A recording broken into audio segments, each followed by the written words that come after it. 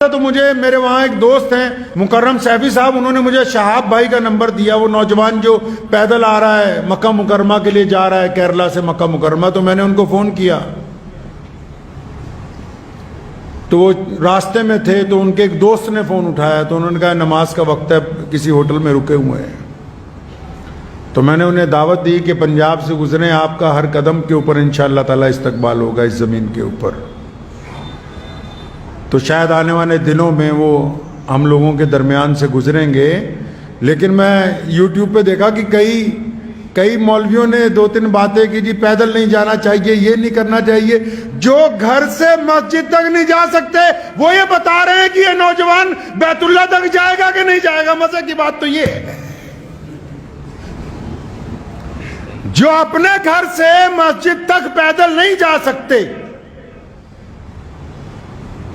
جنہوں نے کچھ خود فن نہ کیا ہو، کوئی خود خدمت نہ انجام دی ہو۔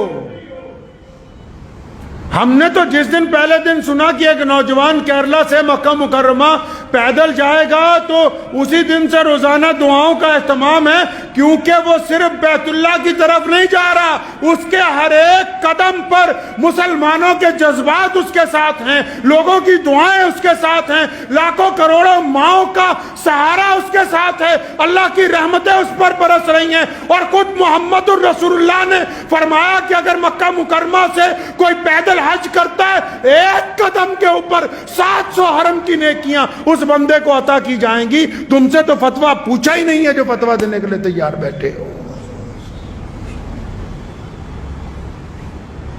کتنے ائمہ ہیں، اٹھاؤ امام احمد بن حنبل رحمۃ اللہ علیہ کو، امام ابن تیمیہ کو، امام ابو حنیفہ کو، سیدنا حسن رضی اللہ تعالیٰ عنہ کو، کتنے بڑے بڑے لوگ ہیں جنہوں نے ساری زندگی بیت اللہ کا حج پیدل کیا۔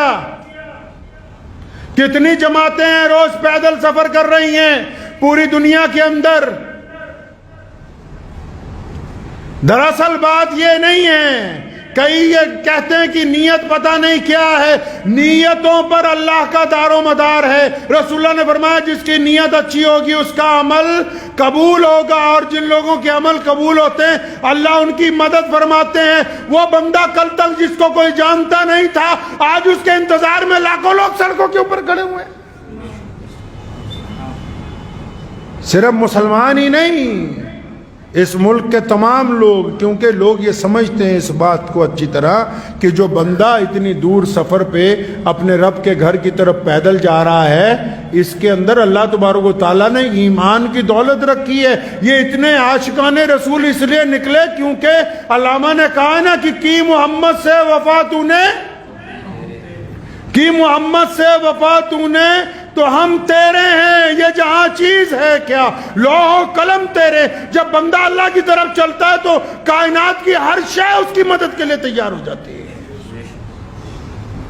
مبارکباد دینے کی بجائے ایک دو لوگوں نے، ایک صاحب کی میں مختصر سی بات سن رہا تھا تو فرما رہے تھے کہ میں یہ فتویٰ دے رہا ہوں، میں یہ کر رہا ہوں، میں وہ کر رہا ہوں، تو مجھے بڑی حیرانی ہوئی۔ میں کہا اگر یہ واقعی بہت اچھا فتویٰ دینے والے ہیں، اگر ان میں واقعی اسلام کا درد ہے اور یہ اس بات کو سمجھتے ہیں کہ کون سا عمل اسلام میں نیا ہے کون سا پرانا ہے، اگر ان کے واقعی سینے کے اندر ایک دھڑکتا ہوا دل ہے، اگر واقعی ان کے اندر جذبات ہیں، اگر واقعی یہ کوئی زندہ دل مولوی ہے، اگر واقعی اس مفتی کے قلم میں بصیرت ہے، اس میں طاقت ہے، تو جب کسی کا گھر گرایا جاتا ہے اس وقت اس کا فتویٰ کیوں نہیں چلتا؟ جب کسی کو ناجائز قید میں ڈال دیا جاتا ہے اس وقت اس کی زبان کیوں نہیں کھلتی؟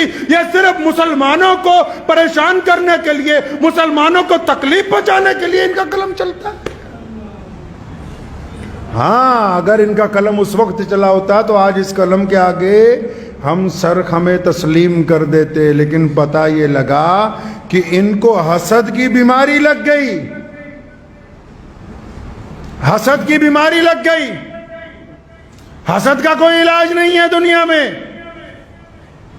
جو خود کچھ نہیں کر سکتے، یاد رکھیے گا زندگی میں آپ سب لوگ ہر نوجوان اس بات کو یاد رکھے، ہر بیٹی، ہر بڑا، ہر چھوٹا اس بات کو یاد رکھے، کیونکہ کئی لوگ ہر جگہ کچھ نہ کچھ لوگ ہوتے ہیں جو کسی نہ کسی کو پریشان کرتے ہیں، چاہے تعلیم میں، چاہے گھر میں، چاہے کاروبار میں، کوئی نہ کوئی لوگوں کا عادت ہوتی سارا دن فون کر کے، اچھا فلاں بندہ تیرے بارے میں یہ بات کہہ رہا تھا، فلاں بندہ تیرے بارے میں یہ بات کہہ رہا تھا۔ یاد رکھو، دل کی تختی پر لکھ کے لے جاؤ، جو خود کچھ نہیں کر سکتے وہ صرف تنقید کرتے ہیں، اور جو تنقید کرتے ہیں وہ اس بات کو مانتے ہیں کہ آپ ان سے آگے بڑھ گئے، یہ اس بات کو تسلیم کرتے ہیں۔ اس لیے شہاب بھائی کو کہنا چاہتا ہوں کہ اگر کوئی ایک دو لوگ تنقید بھی کر رہے ہیں تو انہوں نے مان لیا کہ تم ان سے افضل ہو۔ تنقید کرنے والے نے اس بات کو تسلیم کر لیا۔ ہر سال 1-2 حاجی پیدل پہنچتے ہیں، آپ کو پتا ہے، لیکن یہ سرکاری مولوی تب نہیں بولے۔ اس سال جب انگلینڈ سے پیدل حج کرنے والا چلتا ہوا 6,500 کلومیٹر کے بعد مکہ پہنچا، وہاں کے حکمرانوں نے اس کا استقبال کیا، تب یہاں کا کوئی مولوی نہیں بولا۔ کیوں؟ کیونکہ وہاں سے چندہ لینے جانا ہے۔ پچھلے سال رشیا سے، کوہ قفقاز سے ہمارا ایک بہادر بھائی 13,500 کلومیٹر کا سفر کر کے بیت اللہ کے حج کے لیے پیدل گیا۔ یہ پہلی بار نہیں ایسا ہو رہا ہے۔